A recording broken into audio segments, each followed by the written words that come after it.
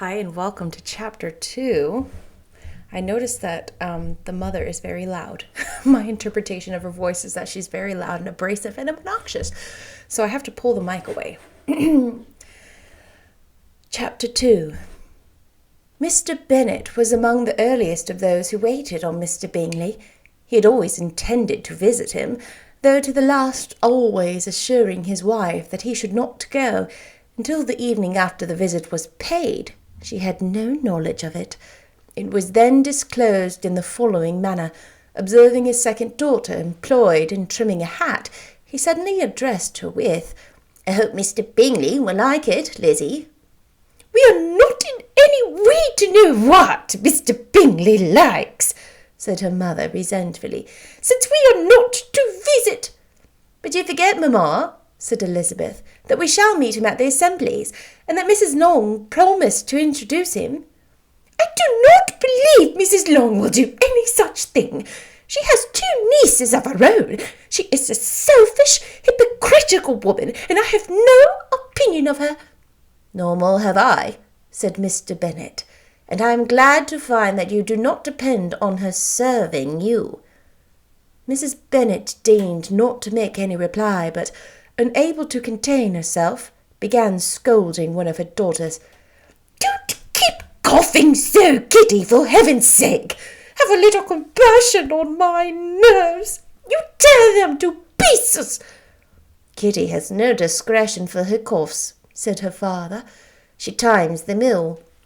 "I do not cough for my own amusement," replied Kitty fretfully. "When is your next ball to be, Lizzie?" "To-morrow fortnight." "Aye, so it is," cried her mother, "and Mrs. Long does not come back till the day before, so it would be impossible for her to introduce him, for she will not know him herself." "Then, my dear, you may have the advantage of your friend, and introduce Mr. Bingley to her." "Impossible, Mr. Bennet, impossible! When am I not acquainted with him myself? How can you be so teasing?" "I honour your circumspection. A fortnight's acquaintance is certainly very little. One cannot know what a man really is by the end of a fortnight. But if we do not venture, somebody else will, and after all, Mrs. Long and her daughters must stand their chance. And therefore, as she will think it an act of kindness if you decline the office, I will take it on myself." The girls stared at their father.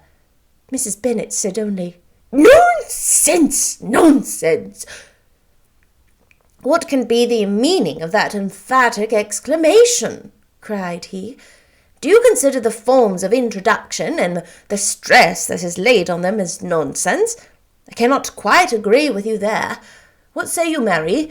For you are a young lady of deep reflection, I know, and you read great many books and make extracts." Mary wished to say something sensible, but knew not how. "While Mary is adjusting her ideas," he continued, "let us return to Mr. Bingley." "I am sick of Mr. Bingley!" cried his wife. "I am sorry to hear that.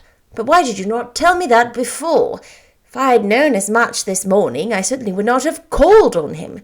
It was very unlucky, but as I have actually paid the visit, we cannot escape the acquaintance now." The astonishment of the ladies was just what he wished, that of Mrs. Bennet perhaps surpassing the rest, though when the first tumult of joy was over, she began to declare that it was what she had expected all the while. "How good it was in you, Mr. Bennet! But I knew I should persuade you at last. I was sure you loved your girls too well to neglect such an acquaintance. Well, how pleased I am! And it is such a good joke, too, that you should have gone this morning and never said a word about it till now." "Now, Kitty, you may cough as much as you choose," said Mr. Bennet, and as he spoke he left the room, fatigued with the raptures of his wife. "What an excellent father you have, girls!" said she, when the door was shut. "I do not know how you will ever make him amends for his kindness. or me either, for that matter. At our time in life it is not so pleasant, I can tell you, to be making new acquaintances every day, but for your sakes we would do anything. Lydia, my love, though you are the youngest, I dare say Mr. Bingley will dance with you at the next ball." "Oh," said Lydia stoutly, "I'm not afraid, for though I am the youngest, I'm the tallest." The rest of the evening was spent in conjecturing how soon he would return Mr. Bennet's visit, and determining when they should ask him to dinner. That's the end of chapter 2. These little 5-minute chapters, I love it. I'll see you next time for chapter 3. Bye-bye.